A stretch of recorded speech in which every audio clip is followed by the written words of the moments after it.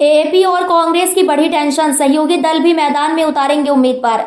दिल्ली में जल्द ही विधानसभा चुनाव होने वाले हैं। चुनाव की तारीख में अब 1 महीने से भी कम का समय बचा है। दिल्ली में मुख्य मुकाबला आम आदमी पार्टी एएपी और भारतीय जनता पार्टी बीजेपी के बीच माना जा रहा है। हालांकि कांग्रेस भी इस चुनाव में अपनी पूरी ताकत झोंक रही है। इसी बीच कांग्रेस और आम आदमी पार्टी के लिए एक और परेशानी बढ़ाने वाली खबर सामने आई है। लोकसभा चुनाव 2024 में इंडिया गठबंधन का हिस्सा रही वामपंथी पार्टियों ने दिल्ली विधानसभा चुनाव में अपने उम्मीदवार उतारने का ऐलान किया है। 6 सीटों पर उतारे जाएंगे उम्मीदवार। भारतीय कम्युनिस्ट पार्टी मार्क्सवादी की वरिष्ठ नेता वृंदा करात ने गुरुवार को कहा कि वामपंथी दलों ने दिल्ली विधानसभा चुनाव में 6 सीटों पर उम्मीदवार उतारने का फैसला किया है।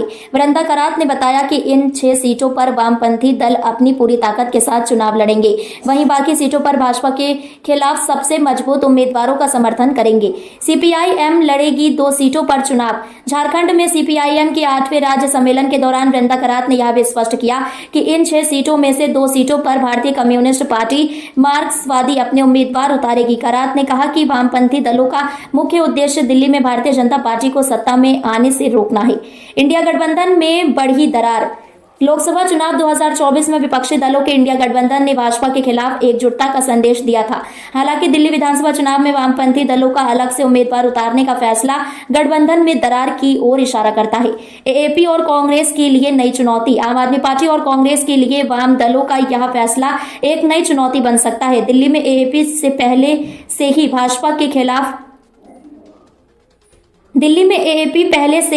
के खिलाफ कड़ा मुकाबला कर रही है। वहीं कांग्रेस का आधार धीरे धीरे मजबूत हो रहा है। ऐसे में वाम दलों के मैदान में उतरने से दोनों पार्टियों के लिए चुनावी गणित गड़बड़ हो सकता है। वामपंथी दलों का उद्देश्य भाजपा को रोकना। वृंदा करात ने अपने बयान में कहा कि वामपंथी दलों का मुख्य उद्देश्य भाजपा को सत्ता में आने से रोकना है। उन्होंने यह भी कहा कि जहां वाम दल चुनाव नहीं लड़ेंगे वहां विपक्ष के मजबूत उम्मीदवारों का समर्थन किया जाएगा। करात के इस बयान से स्पष्ट है कि वाम दल भाजपा को